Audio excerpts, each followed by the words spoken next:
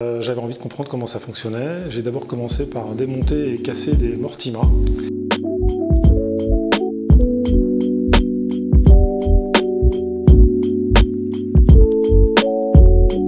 Je suis Raphaël Chardon, j'ai 56 ans, 3 enfants et je travaille dans l'univers du véhicule d'occasion. Alors pourquoi Yema? Je suis tombé sur Yema quand je me suis lancé dans l'horlogerie en amateur.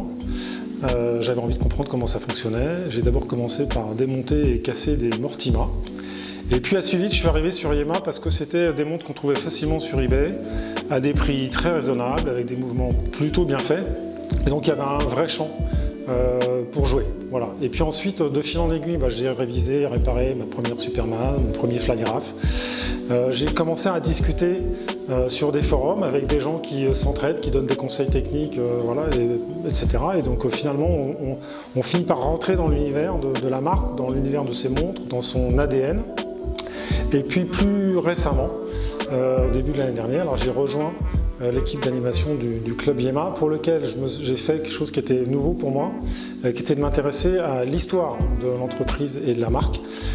J'ai donc réalisé un dossier qui, je pense, aujourd'hui, le dossier le plus complet qui a été publié sur le sujet. Donc progressivement, voilà, en partant de... Je découvre comment fonctionne l'horlogerie, je suis rentré sur une marque à laquelle je me suis attaché et aujourd'hui je suis très intéressé par l'histoire en fait, de l'aventure industrielle de Yema.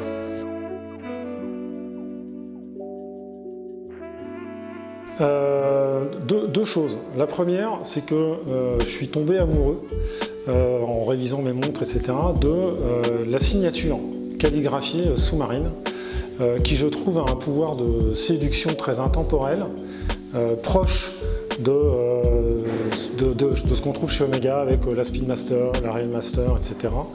Et je me suis dit que c'était un point d'entrée qui pouvait être original et intéressant dans le cadre justement d'une logique de création.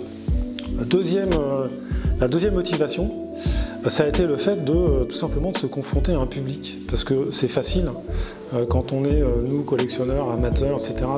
de ce côté-ci de la barrière, et j'avais envie de voir ce que donnait le fait de proposer des idées à d'autres. Et c'est très riche, c'est assez violent, parce qu'on peut avoir des heures de travail récompensées par juste un bof, c'est nul, j'aime pas, ou c'est pas ma cam. Mais à contrario, quand on rencontre l'intérêt des gens qui posent des critiques constructives ou qui tout simplement disent c'est génial, j'adore, ça c'est une vraie satisfaction. Donc voilà les deux motivations pour lesquelles je me suis lancé là-dedans. Alors, si on met de côté cette histoire de signature qui est le point de départ, j'avais envie de faire deux choses.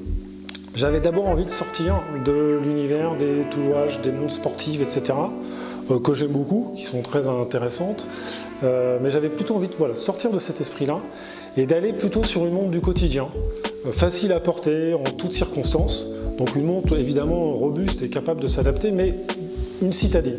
Ça, c'est la première chose. Et puis j'étais un peu tiré par ça vers ma fameuse signature sous-marine.